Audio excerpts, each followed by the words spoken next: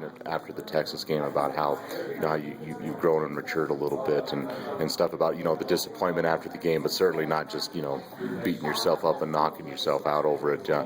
But talk to me about after those 2 interceptions in that second quarter. Again, I know that one was just a great play by that defensive back, and even after the second one, where were you able to do, or what did you do to not let that just ruin the game for you and come back and bounce back from that? Not just you, but this offense. What do you think you did, or did anyone talk to you, or what did you do to recover from that and not let that just completely ruin the game for you and the rest of this team? I think just part of it is just part of it was last year, knowing when I get upset, the position that you're in as a quarterback, the whole team looks to you. So remember last year there were a few times where I kind of would let my emotions get the best of me, and you can't do that as a quarterback. And it's just a situation where I understand now that it's a long game, and I made a mistake, but there's no sense going on because you can't change it. So who's helped you with that the most? Is that just through maturing? Is it Coach Brandon, or friends or family? Has it been any one or a few things that have really helped you with that so far? To be honest, probably the most is probably my dad, just because when I went home, every time I go home, we break down film together, because I love doing that with my dad, and it's he just tried to harp on it so many times, right here you can't be looking like that, because there would be times on TV where I'd be looking like an idiot.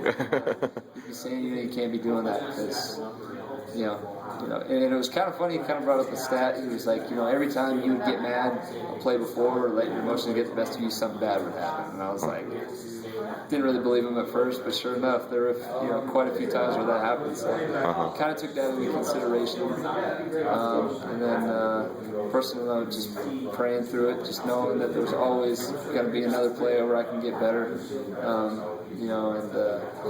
Just the Bible says to pray continually. I did that all Texas game, and it just really helps me stay calm. So I think it's probably those two things. And your dad was a quarterback at Oregon, right? So certainly coming some pretty good firsthand knowledge there. Yeah, he knows what he's talking about.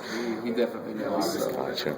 But now when you look ahead to another game, and I don't know how much film you've seen on Toledo yet, but I don't know if they have. I'm sure they got some good personnel. I don't know if they got Texas personnel, but what do you kind of maybe expect from them, at least from what early things you've seen so far, even what maybe coaches have told you? Just I know there are some similarities to Texas. They had two high safeties a few times, bumping in and out of man free a little bit.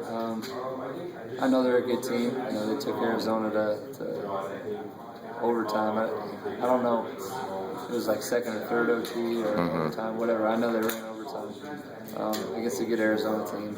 And I know that they beat Temple pretty handily last year, and we lost to Temple pretty bad last year. So really, we're not going in looking at it as a game where we can just roll over and hopefully win just because we had some success versus Texas. Right. We know that Toledo's still a good team. They have been, for the past few years. So it's definitely going to be another game where we have our work cut out for us. We're going to have to prepare well and have a good week of practice.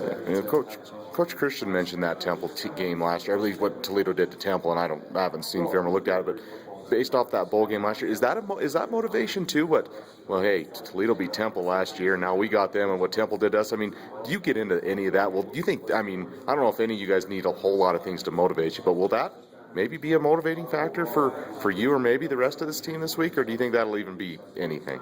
I don't really think anything. I think the biggest motivation for us was the fact that we were happy with how we played against Texas, against a team that good. We showed that we can have success. We have the capability to move the ball on a team like that. We obviously didn't get the win, and it's disappointing. So I think this team is eager to hungry for more. Just trying to execute the best we can and try to eliminate the little things, especially me not digging ourselves into the defense into big holes like I did with those picks. I think just with what we did last week, I think that's probably the biggest source of motivation as opposed to last year. Right. Played in a lot of games, but what does a home opener mean to you, Brad? Your first game here was home. Now tomorrow's your home opener for this season. What does that mean? Does that mean anything? You know, is it special? Does it mean anything more than the second home game or anything else? Or what does a home opener mean to you? To me, it's always, even dating back to high school, it's always meant a lot to me. Just because it's like, you know, it feels like, you know, home to you, and it's a situation where, you know, you're playing in front of your fans for the first time, and you know, it's where you spend all your time. You know, and these are these fans and everybody that comes out to support are, you know, are people that have been behind you since day one, since they even knew you were on the roster. Right. You know, so, you know, to me, I think it's really special. On a personal note, you know, my parents and grandparents are coming out, so that's going to make it even more special.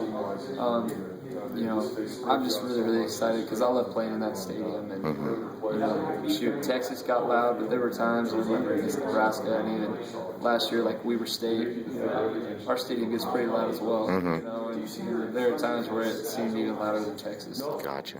I'm hoping a lot of people come out and we're able to put on a good show and get a win. Now I got to ask, and I'm not sure.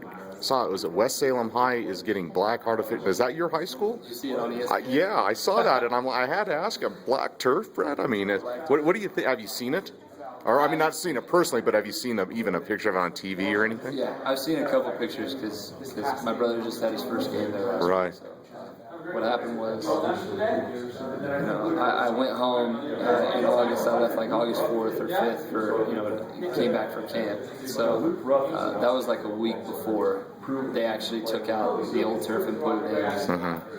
Basically what happened was they named it the Black Hole, and it's just black turf, and it's pretty sweet. So. You like it? So you like it? Oh yeah, yeah. I do.